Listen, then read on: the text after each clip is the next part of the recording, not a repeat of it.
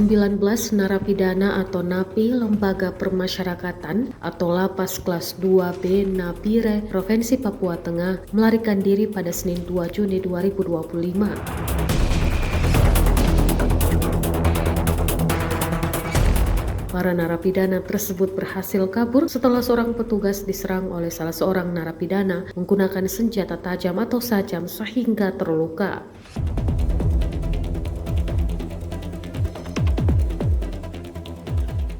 Kericuhan membuat peluang bagi belasan narapidana lainnya lari keluar dari lapas kelas 2B Nabire melalui pintu depan. Rekaman detik-detik para napi kabur ramai beredar di Instagram.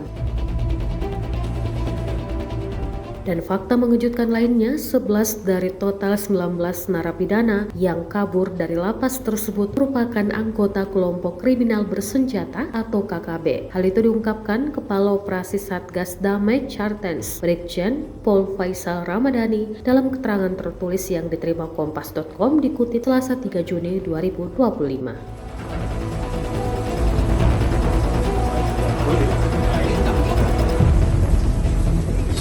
Dia pakai apa?